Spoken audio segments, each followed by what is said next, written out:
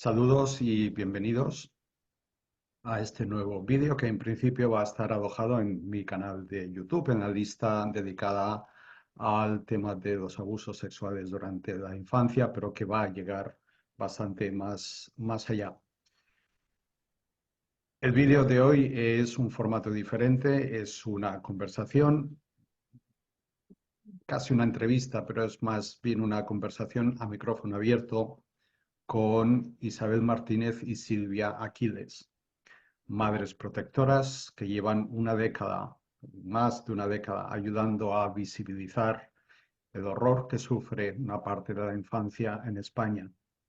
Son madres protectoras, después nos explicarán este concepto, representantes de la asociación Plataforma Yo Sí Te Creo, una plataforma activa en toda España y que recibió hace poco el reconocimiento con motivo del 25N, el Día Internacional para la Eliminación de la Violencia contra las Mujeres, por su labor en la defensa de la infancia y la lucha contra la vulneración de derechos humanos debido a la violencia institucional que sufren las madres y sus hijos a diario ante la aplicación del llamado SAP, el falso SAP o síndrome de alienación parental, que nos van a explicar también durante esta conversación. Isabel, Silvia, buenos días. Buenos días, Bienvenidas. José María. Y muchas gracias por tu ofrecimiento a entrevistarnos. Nuestros niños y niñas estarán muy agradecidos a que les demos voz. Gracias a vosotras por la labor que estáis haciendo y que hoy vais a poder explicar. Hay que decir que Silvia e Isabel llevan muchos años luchando y tienen ya muchísimas cosas que contar, tenían muchas cosas que explicar cuando empezaron a luchar y están teniendo cada vez más lugares donde explicarlas, pero siguen siendo todavía claramente insuficientes, de manera que están dispuestas a aprovechar cualquier oportunidad que se les presente para explicar sus historias. Empecemos entonces por ahí, Isabel, Silvia, vuestras historias. ¿Cuáles son vuestras historias? ¿Qué es lo que os ha traído aquí a encontraros, a integraros en esa plataforma de la que luego nos hablaréis y a asumir ese papel de madres protectoras, que conviene que nos expliquéis, porque en principio la protección es algo consustancial a la energía maternal, pero por una serie de cosas que no deberían pasar, os habéis encontrado llamándoos a vosotras mismas y actuando como madres protectoras. ¿Cuáles son vuestras historias? Pues mira, yo quería empezar explicando que realmente nuestras criaturas, cuando revelan, ¿no? Un maltrato, ya no solo del padre biológico, ¿no? De cualquier familiar, la criatura expresa, la madre lleva a la criatura, como es lógico, que es normalmente la figura de confianza, pues la llevas a un médico, la llevas a un psicólogo, ¿no? La llevas a un juzgado y tú, en teoría, estás relajada porque piensas que todo funciona bien y que realmente se van a hacer las cosas bien y que el sistema judicial va a ayudar a que esa criatura no siga con el maltrato. Pues eso es lo que debería de ser lo normal. Pero a la hora de la verdad no funciona nada así. No sé, Silvia, si tú estás de acuerdo. Sí, exacto, Isa. Yo, así para complementar un poco lo que comentas, al final nuestra historia es la historia de miles de mujeres aquí en España y en otros países, en la cual nos encontramos en un momento determinado de nuestra vida con niños de aproximadamente unos 3 años de edad, en la cual empiezan a relatar una serie de conductas, ¿no? Pues sexualizadas o de ciertas conductas violentas, ¿no? En la cual los niños y niñas se dan cuenta de que algo están viviendo que no es normal, porque quizás lo contrastan con el comportamiento de la madre, ¿no? Que es diferente. Y esto pasa, nos encontramos y vamos a matizar, ¿no? Porque el tema de la violencia sexual puede ser múltiple. En este caso, nosotras lo que estamos luchando es en contra de la violencia sexual paternofilia, ¿no? En el ámbito de la familia, dentro de casa, en el ámbito privado donde no se ve, donde no se puede demostrar, y ese es el resquicio en el que se ampara el Poder Judicial para las absoluciones en cuanto hay una denuncia por violencia sexual hacia un progenitor paterno, ¿no?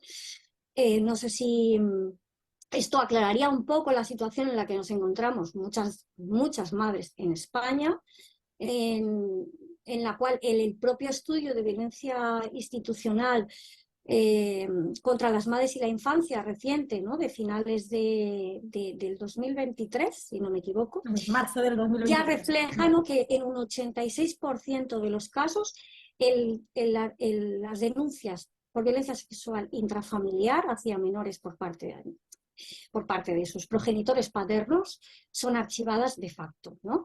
Entonces, a partir de ahí es cuando empieza el horror. Las madres escuchamos a nuestros hijos e hijas, que al final es lo que una madre o un padre debería de hacer, ¿no? Escuchar las necesidades de un niño y una niña, que al final es pues, ¿no?, tu hijo o tu hija, y poner su relato a disposición judicial. Ahí está el error y ahí está el pánico y ahí está el inicio del horror más grande que nos podemos encontrar, y a partir de ahí, pues José María, te podremos ir explicando a medida que tú vayas, para que se pueda entender, ¿no? Sí, realmente las madres cuando dan la cara y exponen lo que está pasando, ¿no? Pues todo les va en contra y es un arma de doble filo, ¿no? Porque al final tú quieres sacar todo lo que ha pasado para que el resto de la sociedad, las madres, las abuelas, los abuelos, ¿no?, sepan lo que está pasando, pero no nos dejan expresar porque siempre estás amenazada de, pues bueno, si tú sales en televisión, posiblemente el juez, así nos lo dicen los abogados, ¿no? Posiblemente el juez, si te ve, pues va a ir todo en contra. O acabarás con un delito de, pues eso, al final te acabarán metiendo en prisión, ¿no? Como tenemos muchos casos de madres por sustracción y bueno, y si no se inventan delitos. ¿No, Silvia? Ahí puede Silvia un poco explicar más, que realmente es una barbaridad, ¿no? Que al final te acaban denunciando por, o sea, cuando vas en contra del sistema, en el sentido de que quieres sacar la verdad, todo te va en contra. O sea, los abogados asesoran muy bien a los padres de nuestros hijos para que realmente a ellos les vaya todo bien, ¿no? Empiezan a sabotearte de denuncias. Tienes denuncias por estafa procesal, por injurias, por sustracción, por, bueno, de todo. Hemos tenido... Denuncia falsa, Hay delitos de una revelación de violencia secretos, sí, económica en exacto. contra de las mujeres para que tú al final pues desistas y tires la toalla o te acabes volviendo loca para que realmente ellos tengan herramientas de decir, veis, como estas madres es que estaban mal y lo ideal ha sido pues lo que ha pasado, ¿no? Retirarles las custodias y arrancar estos niños de sus madres para que realmente bueno, pues ellos tengan todas las herramientas y poder decir que esto es lo mejor que han podido hacer hacia el bienestar de esas criaturas. Y luego añadir, ¿no?, que a raíz de cómo está montado el sistema, desde las instituciones hasta el último paso, ¿no?, que sería una resolución judicial, ¿no?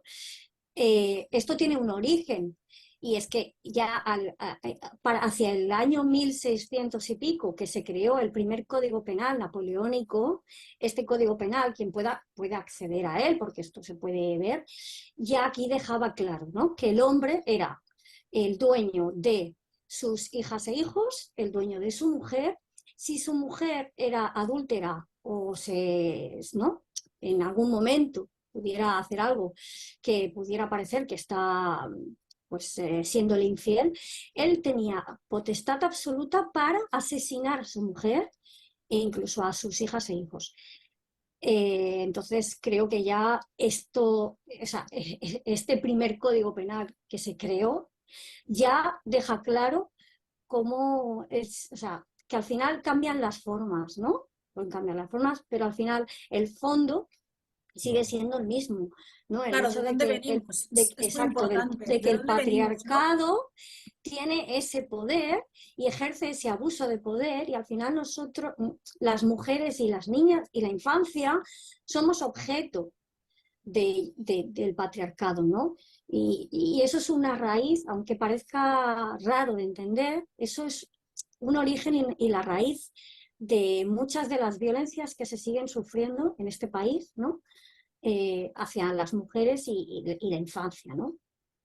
Ahí creo que es importante, José María, Mm. un poco reivindicar, bueno, el tema del feminismo, ¿no? Que hay tanta polémica, que lo que quieren al final es que estemos separados, hombres y mujeres, y que realmente el patriarcado es lo que está provocando, ¿no? Que la sociedad no es consciente de la subordinación y el dominio, ¿no? Que hace el patriarcado hacia la mujer, sus criaturas, incluso a la ciudadanía más débil, ¿no? El patriarcado, al final, tienes que ser hombre, tienes que ser una persona económicamente muy pudiente, ¿no? Un burgués, y tienes que ser,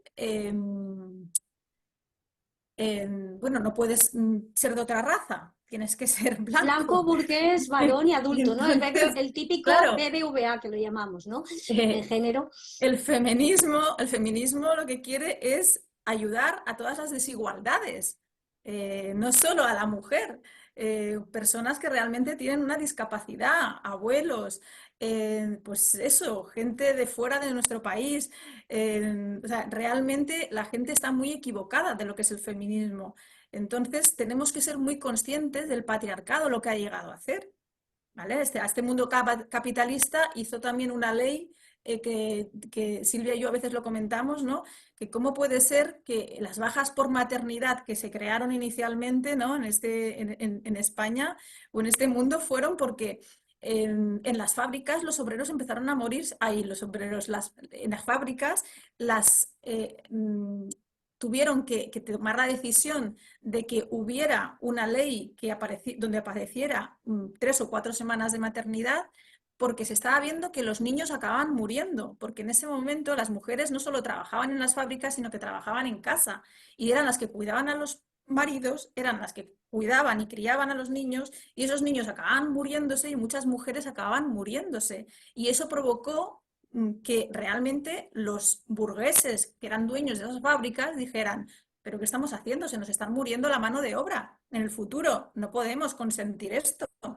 O sea, en ningún momento se pensó en el pobre bebé que se estaba muriendo o en la pobre madre que no llegaba a final de mes, ¿no? Que tenía que trabajar en una fábrica y tenía que acabar de parir y a los 3 días irse a trabajar.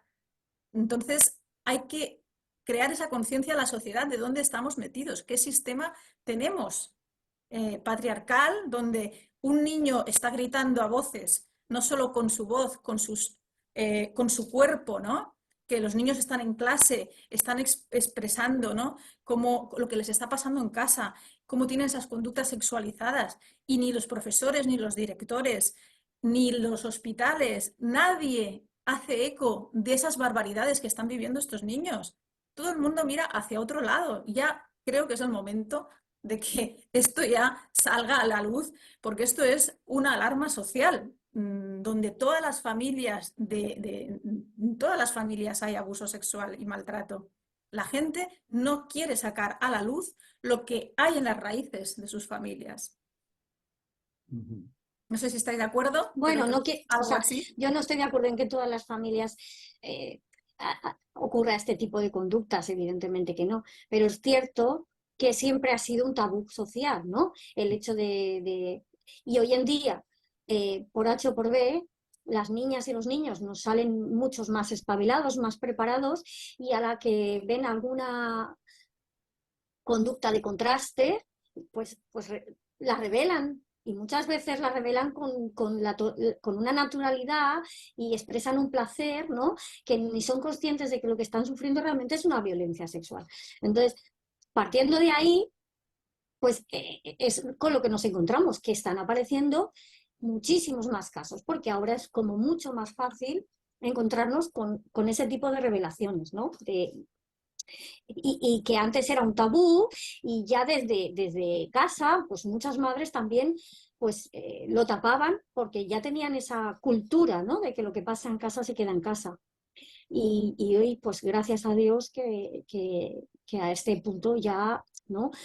Ya estamos como más despiertos y las mujeres y madres pues escuchamos y protegemos a nuestras hijas e hijos, ¿no? Un poco Mm, sería eso también, ¿no? mm. Hay dos cosas que quisiera destacar de lo que acabáis de explicar.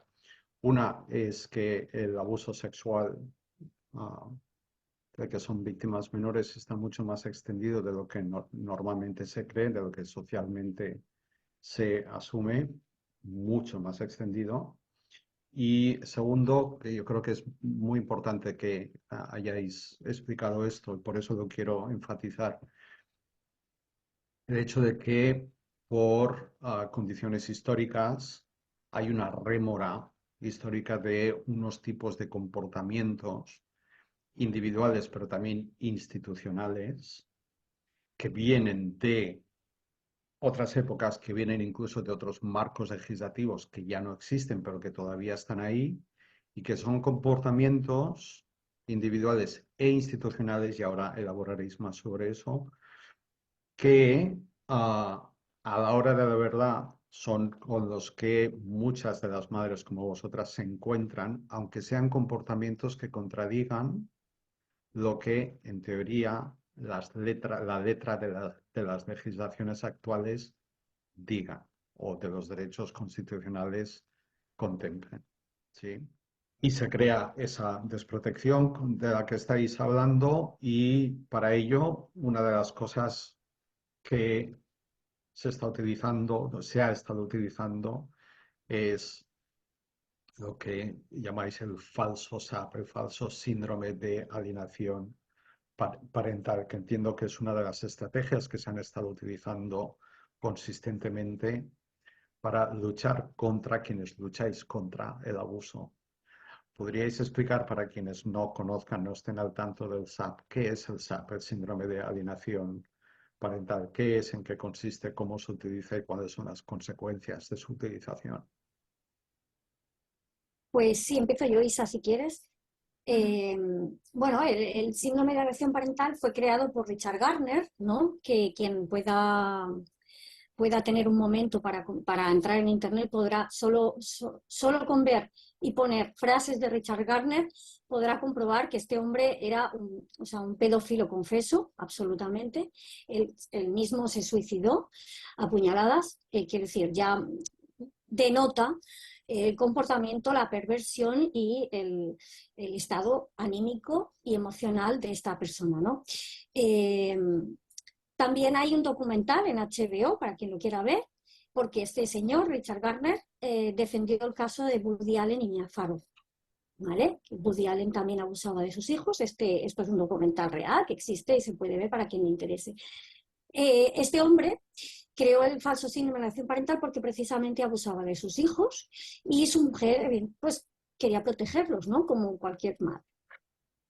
Entonces él creó el llamado síndrome.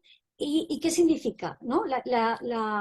Lo que es el síndrome de alienación parental, que él denominaba, ¿no? Y la definición de Richard Gardner, porque es otra, era que uno de los progenitores, que era además siempre la madre, utilizaba a los hijos e hijas para manipularlos en contra de su padre, literal.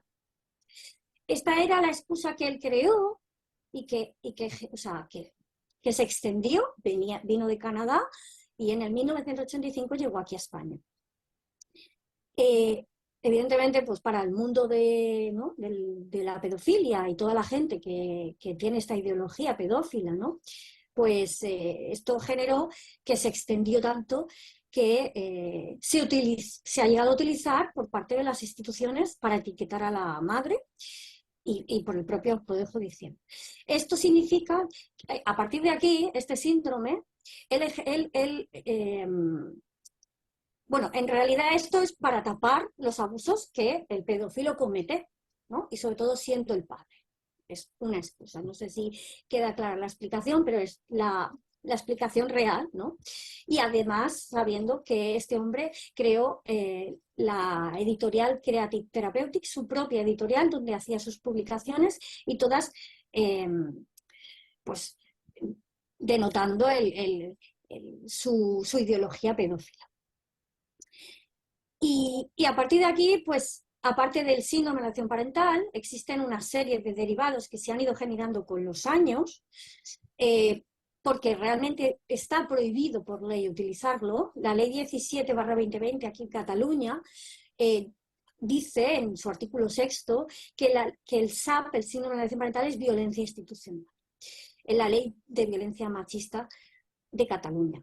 La ley de infancia 8/2021 también prohíbe el uso del síndrome de alienación parental, porque queda muy claro y evidencia muy claro de dónde procede, ¿no? Como acabo de explicar. Pero aún así se sigue etiquetando a las madres, ¿no?, que denuncian tanto violencia de género o como la violencia sexual intrafamiliar, que es la que estamos tratando, o paternofiliar, con derivados como, por ejemplo, preocupación mórbida, preocupación excesiva, el gatekeeping, que este fenómeno del gatekeeping tiene como varios tipos, ¿no? Restrictivo, etcétera. Esto además está incluido un poco para que se vea la envergadura, ¿no?, de lo que alberga el falso síndrome de alienación parental. Está incluido en la guía de recomendación en materia de custodia compartida judicial, es decir, en una guía en la que está vigente desde el 2020, desde finales del 2020, en la que se ampara el Poder Judicial, los jueces de familia en materia de custodia compartida. Y el gatekeeping, entre otras cosas, ¿no?, está incluido, ¿no?, y es un derivado del falso SAP. ¿No, Isa? Sí, o sea, el sistema patriarcal lo que hace es trabajar sin perspectiva de género en la infancia.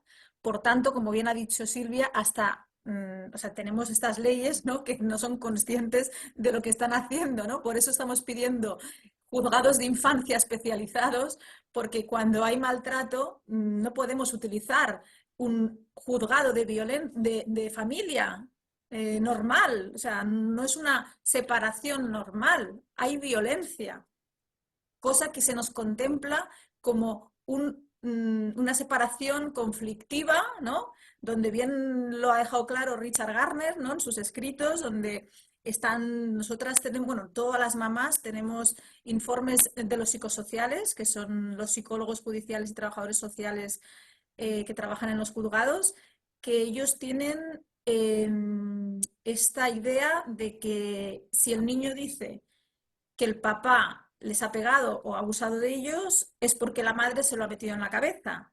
Pero si el niño no dice nada y se queda callado, es porque no ha pasado el maltrato ni el abuso. O sea, ¿dónde está la perspectiva de género? Un niño que va de la mano a hablar con un juez, una fiscal, un psicólogo, va de la mano del agresor, ¿qué creéis que va a decir?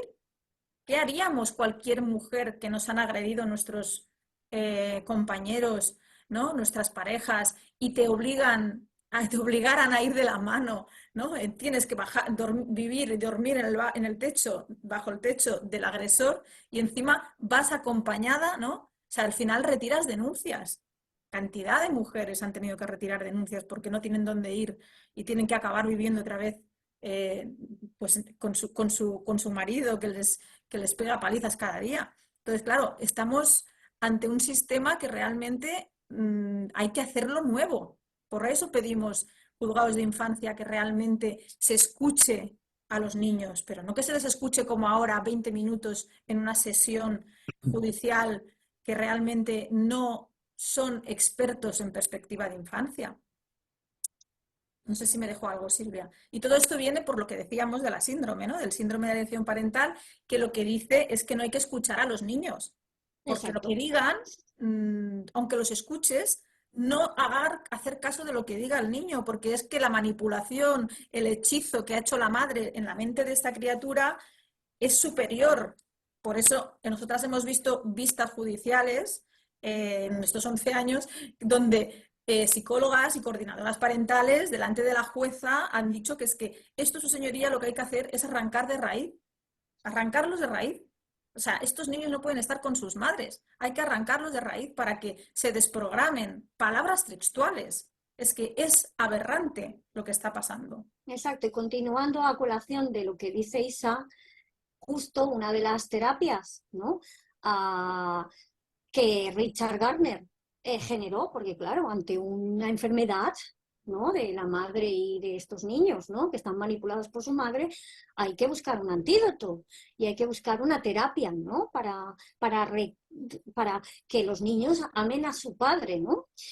Pues la terapia que él inventó, al igual que este síndrome, ¿no?, para tapar los abusos, pues fue la terapia del arrancamiento, literal, ¿no? Y es lo que conlleva pues las madres protectoras, ¿no?, que nos encontramos, que cuando empieza la denuncia y los litigios judiciales siempre acaba por parte de los juzgados de familia, ¿no?, que son además los más temidos en España. Quiero decir, o sea, el juzgado de familia, o sea, tiene un nombre que precisamente no hace alusión a lo que debería de hacer, ¿no? Es antifamilia, ¿no? Porque sí que es verdad que si tú, como madre protectora, pones una denuncia para intentar proteger a tu hijo del que relata como su agresor, por ser su padre, ¿cómo vas a separar a la criatura de su padre? No, no, no. No, no, no. Hay que enseñar al hijo a amar a su padre, porque lo que pasa en casa se queda en casa, pero el antídoto, curiosamente, es que la familia no se puede romper si es el padre el que tiene que dejar de ver a sus hijos, pero sí que hay que romperla en raíz y que la madre y que estos niños se queden sin sus madres. Incluso los arrancamientos se producen de forma triple, separan a hermanos, llevan a niños a centros de menores. Entonces, estábamos hablando de una gravedad altísima de lo que está haciendo el sistema, que además ejerce un efecto de bola de nieve. Empezamos por servicios sociales, con informes falsos, etiquetando a las madres ¿no?, de manipuladoras, etcétera, etcétera, que todo esto es derivado del síndrome falso de alienación parental, a informes del equipo psicosocial adscrito a los juzgados que hay también en las distintas provincias de Cataluña y hay en toda España.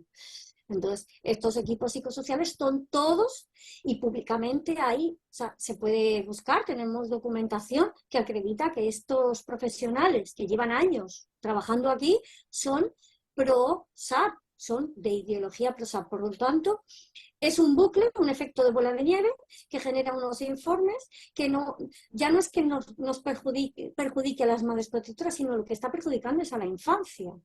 Porque a los menores normalmente no se les escucha, y cuando se les escucha es cuando van de la mano de los que son los que han relatado en algún momento como sus agresores, ¿no?, o abusadores. Entonces, no sé si aquí me dejo ya algo, Isa, pero al final, el final es ¿no?, la terapia de Richard Gardner, ese arrancamiento, ¿no?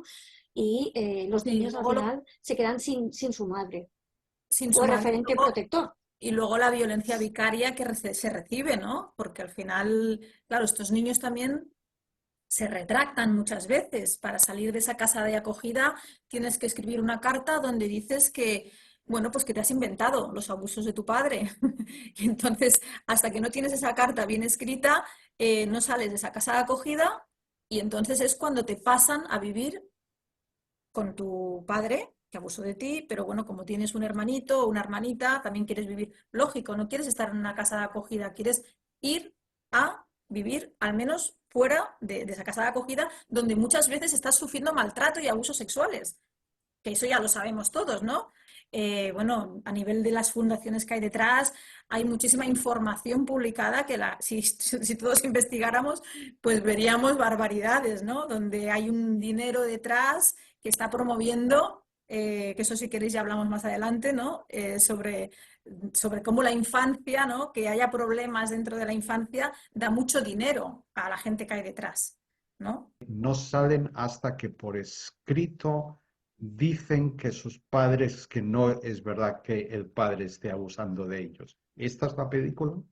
Exactamente. Sí, exactamente. Sí, es una programación del menor para que exista una retractación y vayan con el que es su progenitor paterno. Bueno, y es que luego Y otra la, cosa. y la madre, como dices, tiene la posibilidad de acabar en prisión, porque la madre, al enfrentarse al sistema, Claro, como muchas madres protectoras se han enfrentado al sistema, sufren múltiples represalias. Y el progenitor paterno siempre está amparado y protegido por el Poder Judicial, siempre, y por las instituciones.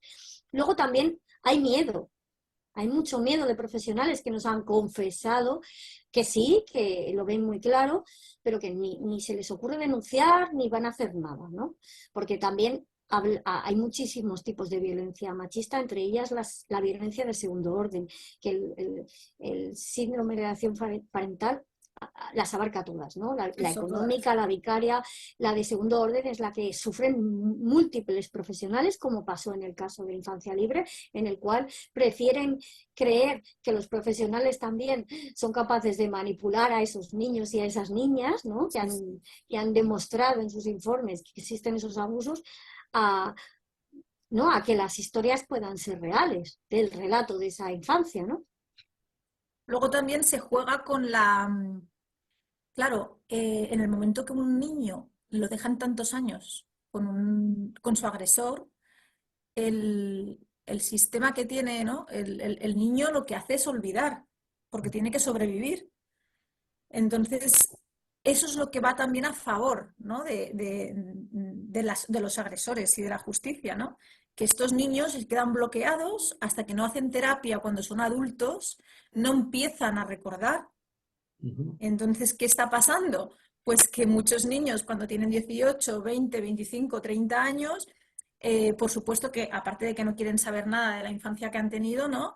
No están preparados para hacer una terapia profunda y cuando ya bueno, algunos han podido rehacer su vida y tener a sus hijos, ¿no?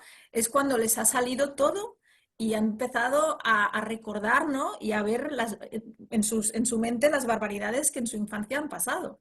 Quiero decir, que a veces la gente te dice, no te preocupes, si cuando tenga 18 años, todo, como que y esa criatura ya podrá vivir una vida normal, perdón, o sea, perdonar, pero es que esto no es así.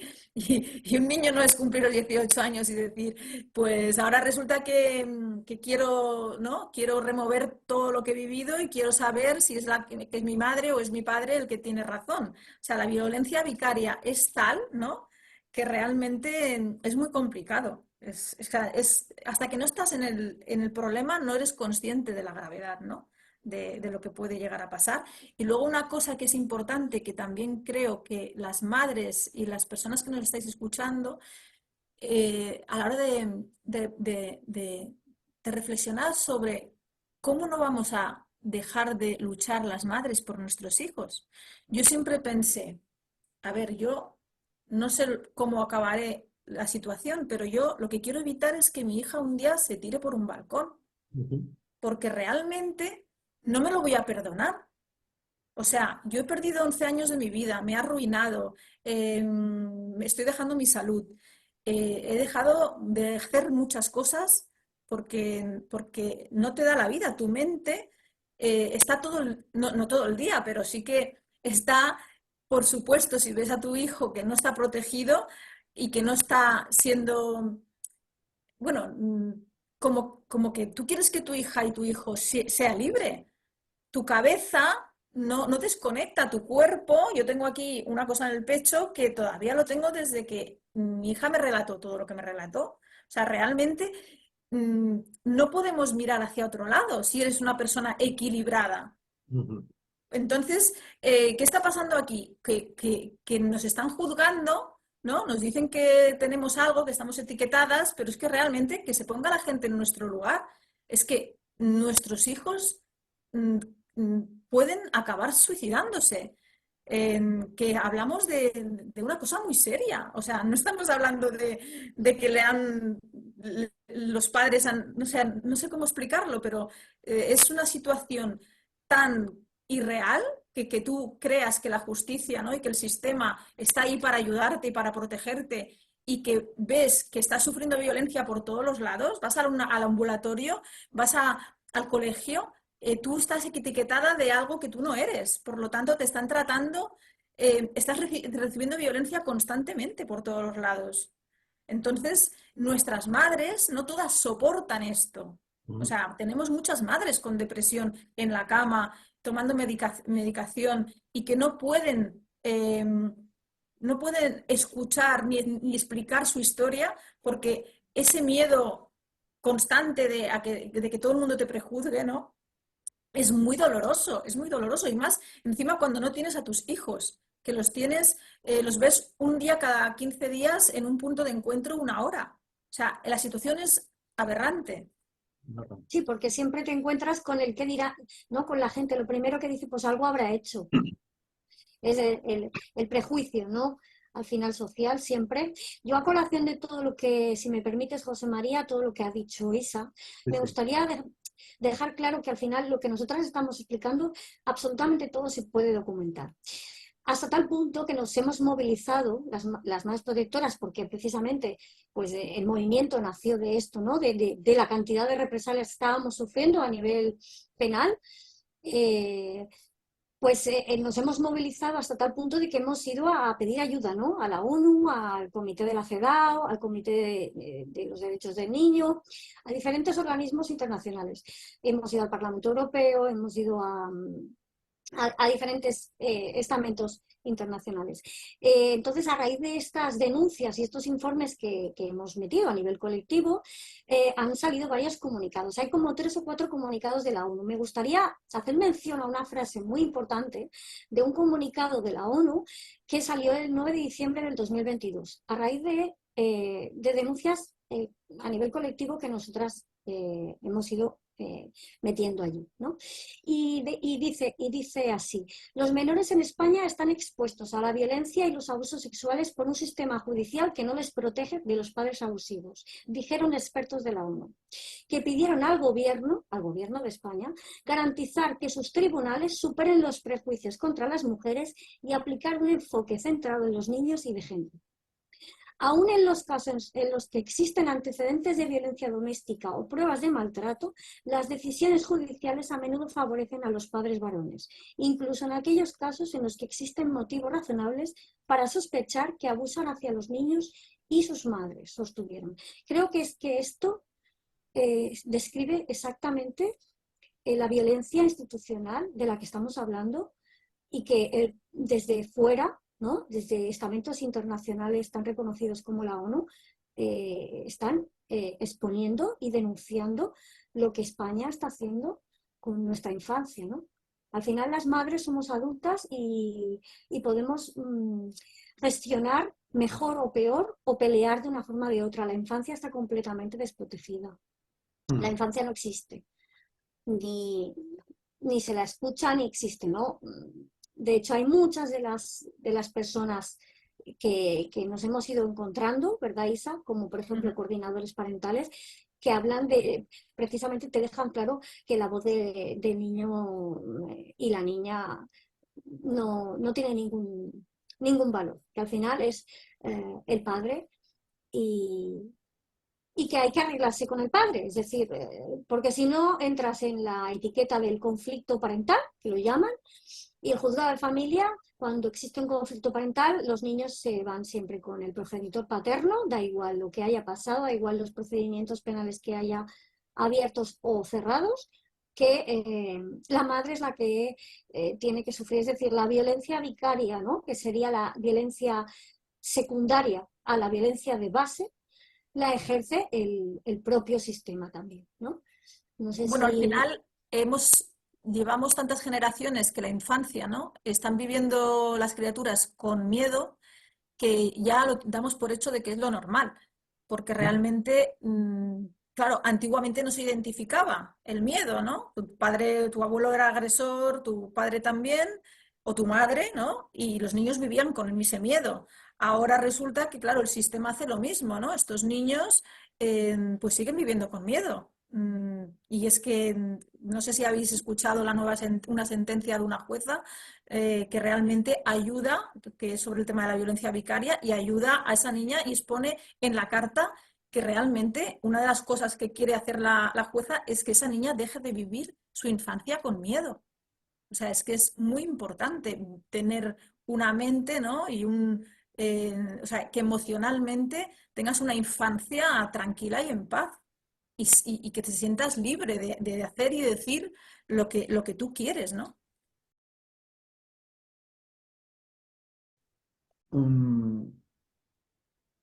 ¿Dónde está entonces el bien del menor? Ese es un concepto que está, ¿no?, en la legislación, en los textos y tal, pero luego en la práctica, ¿dónde está el concepto del bien del menor? ¿Quién decide? ¿De qué manera? ¿Qué se toma como referencia cuando se habla del bien del menor?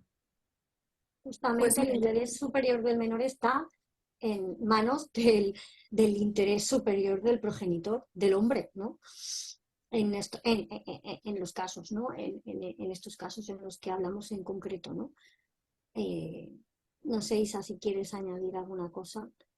bueno, al final el bien superior del menor está en base a lo que el juez decida. Si son jueces con perspectiva de infancia, que se ponen, ¿no? que quieren argumentarse, quieren hacer un buen trabajo, ¿no? Porque realmente hablamos de un menor, que no estamos hablando de un edificio, de quién hereda ese edificio, sino que estamos hablando de que puedes desgraciar la infancia o la vida de una persona, ¿no? Ese juez es el que determina qué es el bien del menor. Si es un juez que arrastra, yo siempre pienso que todos hemos vivido una infancia que nos ha dejado huella, ¿no? Sí. Y eso hace que tú seas pues una persona en tu vida adulta coherente y justa o leal, ¿no? Si tú en tu casa has vivido, pues eso, muchas movidas emocionales donde también ha habido maltrato, pues tú verás las cosas de otra manera en función, ¿no?, de lo que tú eres. Si has hecho terapia, pues tendrás una mente más equilibrada donde sabes identificar cosas, y si no has hecho terapia, pues vuelves a repetir conductas al final. Entonces, da igual que seas zapatero, que se trabajes en el Mercadona, que seas abogado, que seas periodista, juez, da igual. Entonces, aquí, en función de tus experiencias, actúas. Estos jueces, si quieren aplicar la ley, ¿no?, que realmente los jueces no se han mirado la ley de igualdad, está claro que las leyes de igualdad dentro de un patriarcado las omiten y les da exactamente igual. Entonces, madres que hemos tenido juicios después, ¿no?, de que hayamos sido acreditadas y que hemos pasado por una historia, al final estas madres seguimos sin recuperar las custodias de nuestros hijos porque hay jueces, ¿no?, pues que por su ideología desde el minuto uno han desacreditado las palabras de los niños y las niñas, y entonces es imposible con estos jueces pues mover la situación que tienes, ¿no? Entonces, todas las madres, si no ha habido cambio de vivienda, tanto de la criatura como de los progenitores, nos toca durante toda la vida tener el mismo juzgado. A veces tienes suerte y cambian de juez, pero muchas veces no. Entonces es imposible cambiar este momento en el que te encuentras. Pero claro, es un momento que se alargan los años, que la infancia es corta y se alarga toda la infancia. Entonces al final, pues al final desistes y dices, bueno, pues no pasa nada, ¿qué vamos a hacer? Es lo que hay, ¿no? No puedes hacer nada. ¿Qué haces ante un mundo en el que ves que no puedes hacer ningún cambio, ¿no? Que está todo tan arraigado que lo único que puedes hacer es cuidarte y estar lo más serena y lo más equilibrada posible, porque si no, darás la razón a ellos de que tu desequilibrio emocional o psicológico o de locura que te ponen, ¿no?, que te etiquetan, va a dar motivo para que ellos tengan una herramienta más para decir que tú estás mal. Al final, esto es una de las cosas que nos ocurren. Somos humanas, somos humanos todos, Isa, ¿no?, a raíz de esto que comentas. Y, y justamente Isabel y yo somos las dos madres, ¿no?, que hemos sido reconocidas como víctimas de violencia institucional de género aquí en Cataluña. que esto a día de hoy no nos ha servido para nada, vamos a ser claras, es decir, estamos siendo reconocidas conforme se nos ha etiquetado un síndrome falso, que a raíz de esta etiqueta se nos ha arrancado a nuestras criaturas, pero aún así seguimos viviendo la situación, no ha cambiado, es decir, el miedo existe, a pesar de que Isa y yo siempre pues, hemos sido casos pues, por H o por B mediáticos, vamos a llamarlo, porque nosotras no hablamos de nuestras historias, nosotras desde el minuto 1 estamos hablando en representación de miles de madres protectoras, tanto en Cataluña como en España, porque no solo hablamos y queremos luchar por una infancia libre para nuestras criaturas, sino para el resto de criaturas, de casos que realmente las personas que nos están escuchando, si vieran ni tan solo un solo vídeo de una declaración de alguna de las criaturas que nosotras hemos llegado a escuchar, no dormirían en meses. Entonces, a lo que yo quería hacer alusión también es que la violencia esta institucional, ¿no? Es un interés, es decir, el Poder Judicial tiene una ideología y un interés, y mientras esto no cambie, va a ser imposible que alguien ayude a que realmente la infancia sea escuchada y que se erradique este tipo de violencias. Incluso desde aquí, pues para quien alguien escuche, si realmente hay alguien ahí arriba, en el poder, ¿no? Judicial, político, que realmente tenga empatía, que sea una persona con la cabeza amueblada, coherente, ¿no?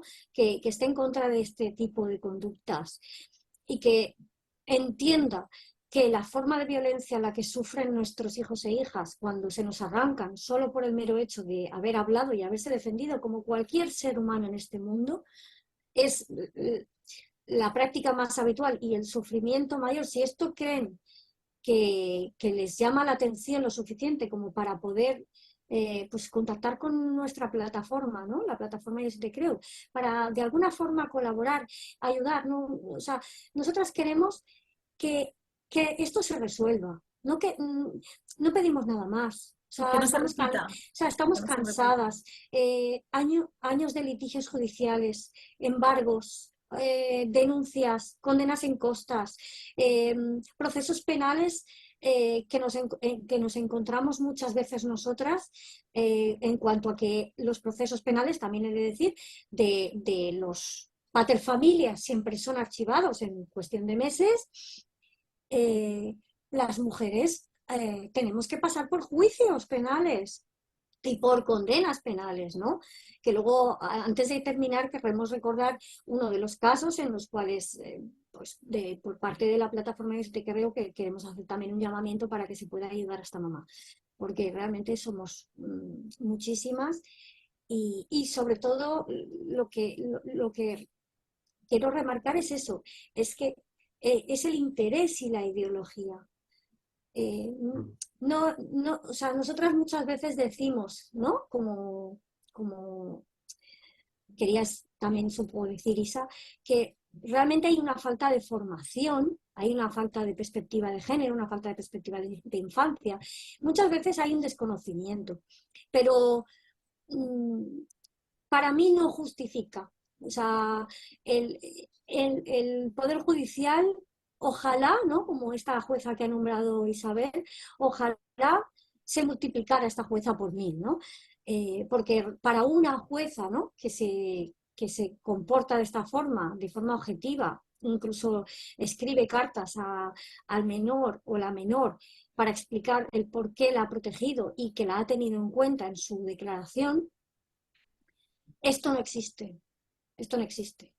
Claro, aquí, perdona Silvia, aquí es importante decir que, claro, para un juez necesita también tener pruebas, argumentos y tener, o sea, no hay tantos centros, ¿no? O departamentos específicos que lleven a niños que realmente puedan expresar y hagan un buen diagnóstico, una buena evaluación, ¿no? Yo, por ejemplo, pasé por una unidad y para mí la primera vez en mi vida que sentí terror fue esa intervención con una psicóloga, 5 estudiantes detrás.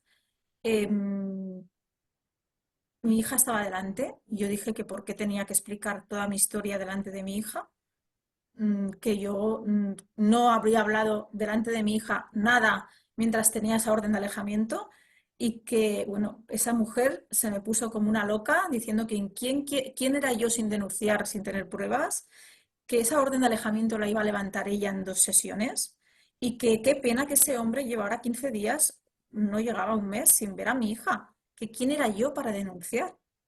O sea, eso no se me olvidará en la vida. Yo salí de allí aterrada, o sea, nunca había sentido terror. Mm. O sea, no podemos permitir que haya unidades que encima se les llena la boca de que son expertos en maltrato infantil y que estén haciendo eso. O sea, no se puede consentir. Entonces, claro, no todos los jueces tienen informes tan favorables como esa jueza. Quiero decir que el sistema ya es perverso en sí. O sea, yo allí no tuve ningún tipo de... mm, o sea, jurídicamente no tuve seguridad jurídica. Estaba desamparada. Tenía de testigo a mi hermana y los 5 estudiantes que los pobres, imaginaros lo que aprendieron allí. O sea, que realmente, igual que servicios sociales, en el momento que yo tenía la vía penal reabierta, empiezan a emitir informes en contra de mí, diciendo que había una alienación parental, o sea, una serie de cosas que dices, ¿cómo puede ser que servicios sociales esté haciendo esto? En ningún momento evaluaron a mi hija.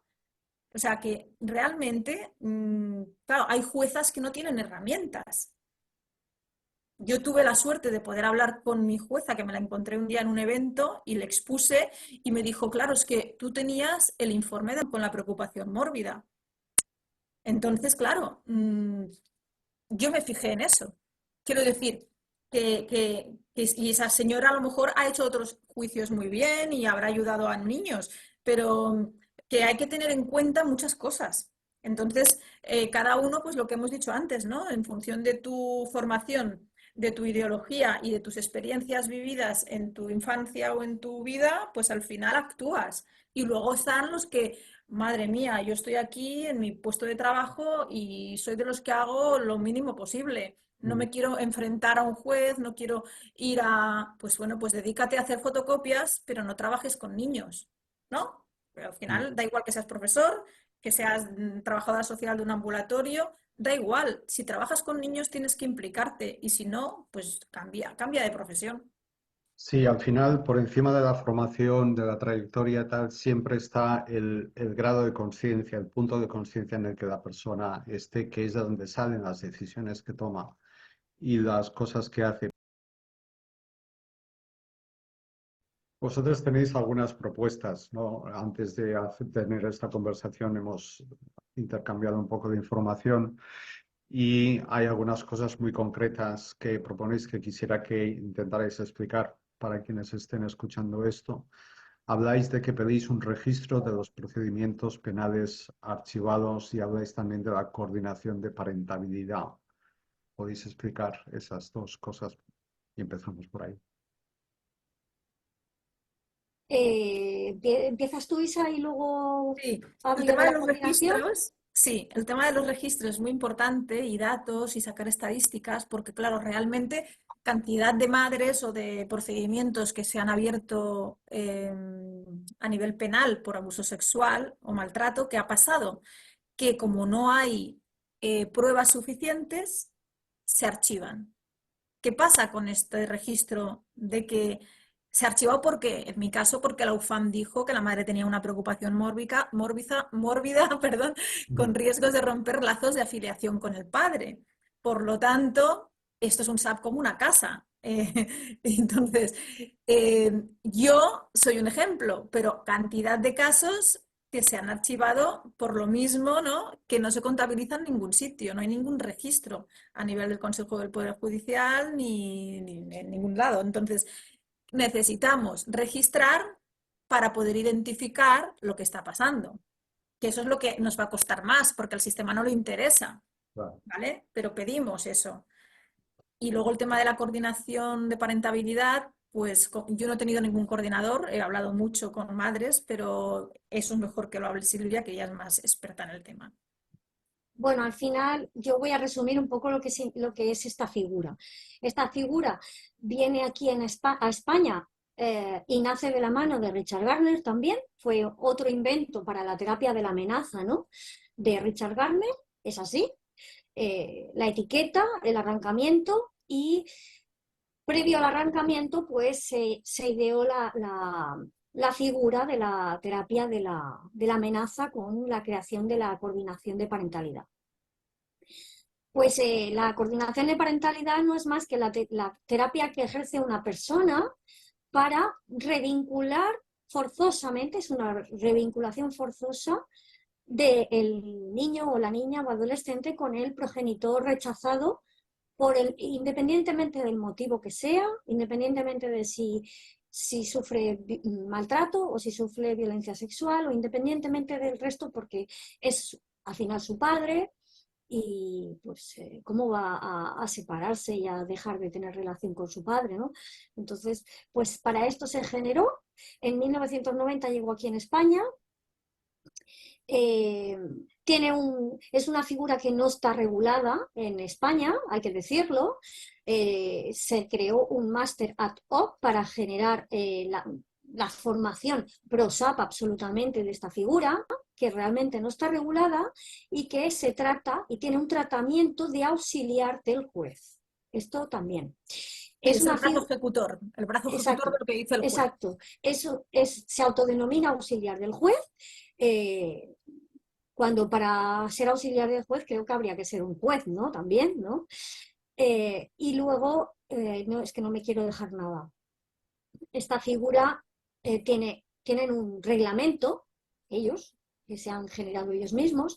En un punto hablan de que esta figura no se puede, y esta coordinación de parentalidad no se puede ejercer si hay o existe algún indicio, ¿no?, de violencia hacia los menores, hijos o hijas o la cónyuge o excónyuge en el ámbito de la familia. Y efectivamente, justamente es este punto que es el que excluye la coordinación de parentalidad, es justamente en el que se utiliza única y exclusivamente, ¿no? Un poco para que se entienda de dónde viene la figura y para qué se ejerce. Al final es una terapia que ayuda con sus informes y los informes de los equipos psicosociales que hemos nombrado antes a que el juez tenga dos herramientas potentes para efectuar el llamado arrancamiento, que es el final, ¿no? Una vez hay arrancamiento, cuando hay una denuncia, también para que se entienda, cuando se abren estas denuncias por el relato de los menores y de las menores, se genera en servicios sociales un expediente de riesgo. Casualmente, cuando se llega al final del procedimiento, porque así es como se acaban los procedimientos, con el arrancamiento de los hijos y las hijas de sus madres, estos expedientes de riesgo se levantan y ya pasan a estar con los progenitores que han relatado, ¿no? y rechazan, y aquí ya no hay riesgo ninguno, ya todo es fantástico y a los niños se les ha protegido de su madre manipuladora y maliciosa, ¿no?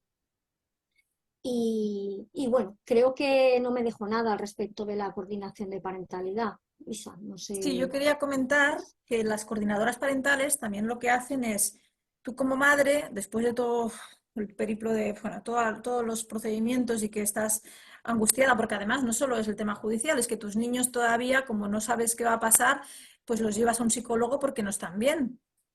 Pues esta coordinadora parental habla con estos psicólogos para decirles que hagan el favor de dejar de trabajar con estos niños porque esto está ya en manos judiciales y aquí usted no pinta nada. Por tanto, como bien dice el SAP, ¿no?, estos niños realmente tienen que estar apartados completamente de todas las ideas que a la madre también se les puedan ocurrir, como llevarlos a un psicólogo, que sería lo más normal y habitual, ¿no?, de una persona coherente, que un niño que está sufriendo, que está pasando por esto, lo normal es que vaya a un psicólogo, ¿no?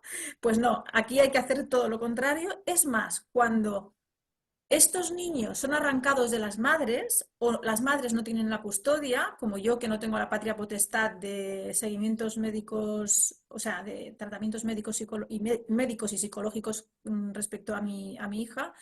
Entonces, ¿qué está pasando? Que estos niños llevan a lo mejor 3, 4, 5 años con puntos de encuentros con sus madres y no tienen en ningún momento seguimientos psicológicos. O sea, a nadie le importa cómo está el niño, si echa de menos a la madre, si está pasando algo con el padre, o con la abuela, o con alguien de clase. O sea, la madre no se entera de nada y segundo, el niño está sufriendo él consigo mismo, como al final ellos se tienen que hacer un micromundo y entre ellos se contestan, ¿no? Y se preguntan lo que les está pasando y realmente están dejados a la mano de Dios. Claro, ¿cómo vas a saber?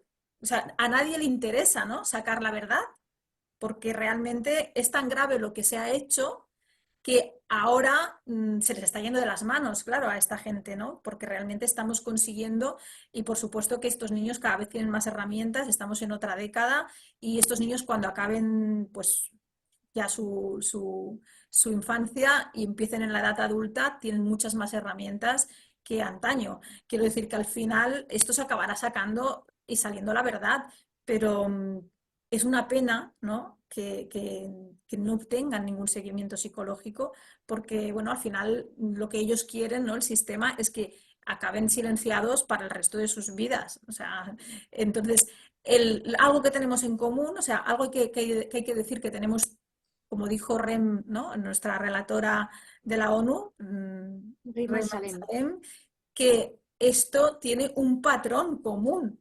O sea, todos los casos están completamente, tú los sigues y todos tenemos los mismos indicadores, ¿no? Que realmente está muy estudiado y que está totalmente, es una estrategia, como bien has dicho, con el tema de servicios sociales. O sea, esto no es por casualidad, esto está muy bien diseñado y lo que no van a hacer es ponerlo fácil para que lo desmantelemos. O sea, que esto tiene que quedar bien claro a todo el mundo que nos estáis escuchando, ¿no? Y que lo que, no, lo que quieren es que nos dividamos. Es lo que os decía con los hombres y las mujeres. Esto no es cuestión de ser mujer o hombre. O sea, es cuestión de que somos todos personas, seres que queremos el bien común y que queremos que todo el mundo sea libre de derechos, ¿no? Entonces, pues el tema de la coordinadora parental, el tema de la aplicación del síndrome de alienación parental, todo es lo mismo al final, ¿no? Privar la libertad de los más discriminados y como tenemos esa desigualdad de derechos, ¿no? Que los niños y las mujeres desgraciadamente no tenemos los mismos derechos que los hombres ricos, blancos y con poder, pues en esta situación no estamos. Vamos a ponernos en una situación en modo de petición, ¿no? De llamamiento. Idealmente, ¿qué tipo de profesionales de diferentes ámbitos os gustaría tener como vuestro entorno de apoyo? Al margen de lo institucional, que como acabas de decir, es muy complejo y tiene su propia dinámica y su propio engranaje, pero ya fuera de lo institucional, en vuestro ámbito, ¿qué tipo de perfiles profesionales os gustaría tener a vuestro alrededor para poder recibir el apoyo de estos profesionales? Es una pregunta muy complicada, ¿no? Porque creo que tiene que ser una mirada transversal y aquí tiene que implicarse cualquier tipo de profesional. No sé si con eso te respondo, José María, pero creo que la mirada tiene que ser desde cualquier perfil profesional y cualquier eje, el institucional, que ya lo abarca todo, de hecho, ¿no? Desde la medicina, salud, educación, psicología, servicios sociales.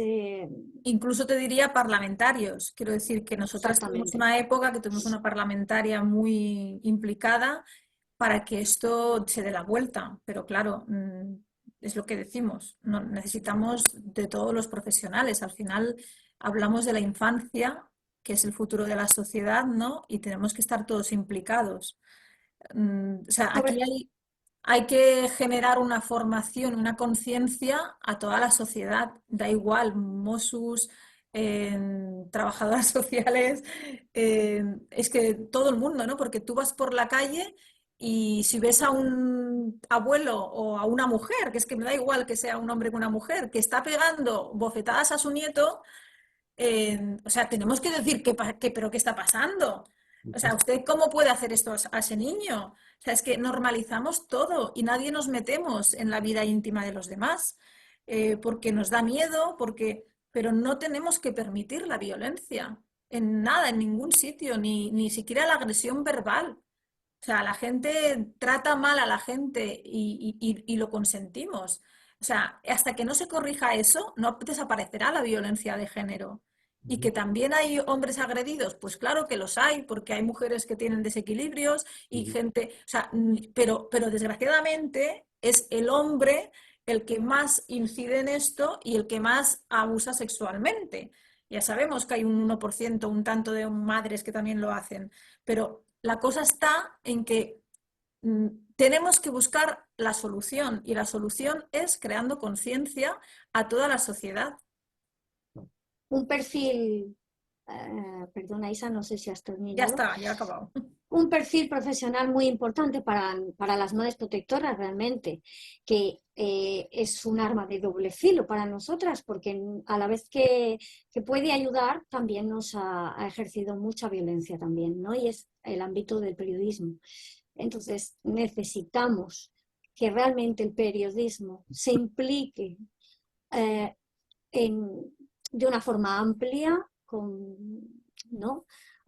Por eso estamos muy agradecidas, José María, contigo y con los diferentes medios de comunicación que siempre, pues gracias a Dios hay, ¿no? Que empatizan con estas historias y que nos dan voz a nuestra infancia, que es al final lo que hacemos nosotras.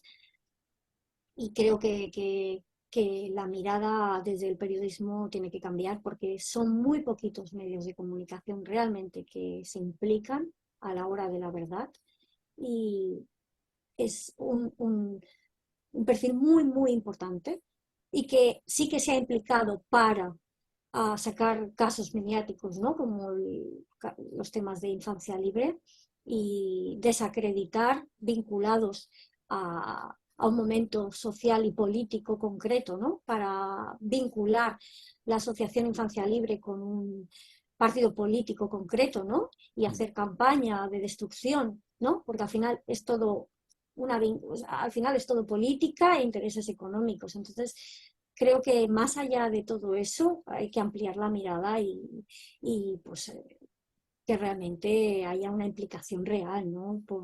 Pensando en la infancia al final, ¿no? Sí, luego importante, que creo yo que también es el inicio, si los médicos y los psicólogos, todos los profesionales sanitarios a nivel público no se implican, y no identifican la violencia ni saben cómo utilizar los protocolos, ¿no? Porque al final ellos son autoridad igual que los profesores, ¿no? Entonces, si los que están más directamente trabajando con la infancia no tienen esa formación y no están empoderados, porque tú no puedes empoderar a un niño si tú como madre no estás empoderada, pero es que si tú como profesor tampoco tienes esos conocimientos y ese empoderamiento, no puedes ayudar a esa criatura. O sea, por eso digo que es un cambio en la sociedad, ¿no? Tenemos que cambiar muchas cosas y es muy complicado, esto no será fácil, tardaremos décadas, ojalá fuera rápido, pero es que si no empezamos a crear esa conciencia, pues no se hará nunca. Sí, y no, ese cambio no se dará sin personas como vosotras. Eso está claro.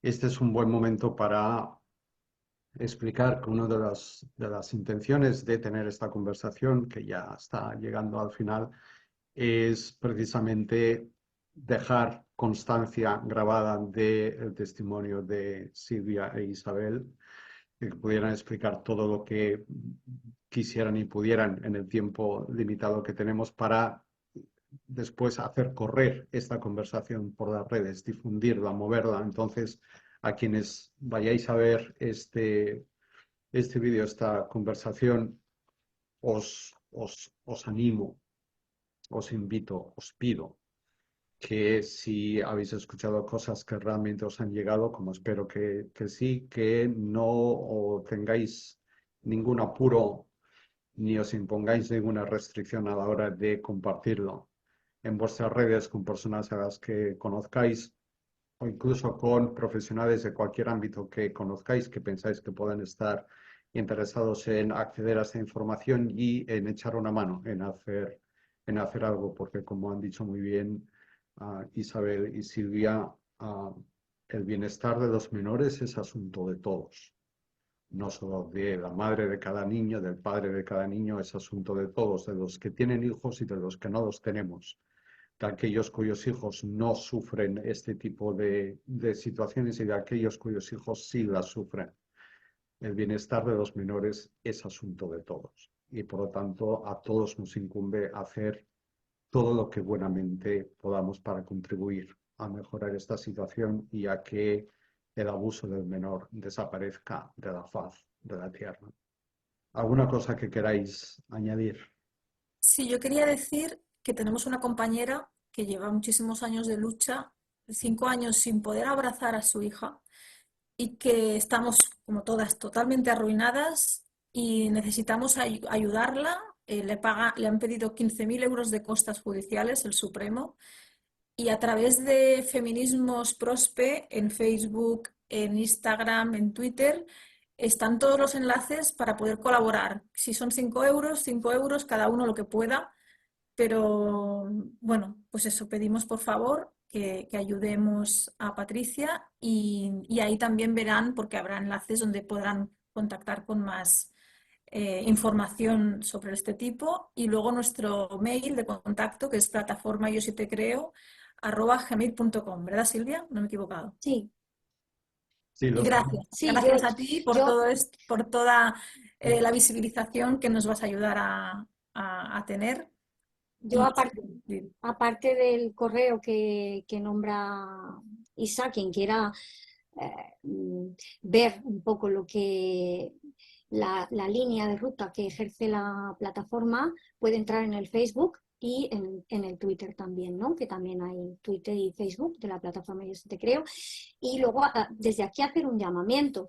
Es decir, el objetivo de nosotras querer visibilizar las miles de madres protectoras que nos hemos tenido que movilizar, ¿no? Como en su día las abuelas de Plaza de Mayo de Argentina, por la cantidad de aberraciones y violencias, ¿no? que se sigue ejerciendo por parte del sistema, tiene un objetivo y para ese objetivo se necesita gente que esté en el poder, que tenga la capacidad y la empatía y la voluntad de ayudarnos a nivel político, a nivel judicial.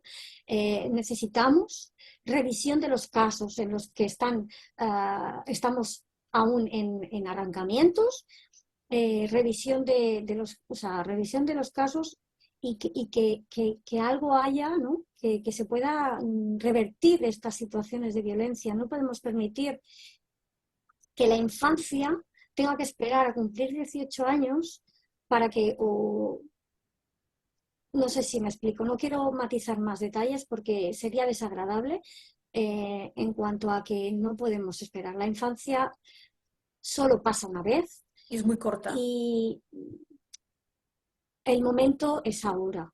Entonces necesitamos ayuda real. Yo por eso hago este llamamiento para que lo estamos haciendo durante años.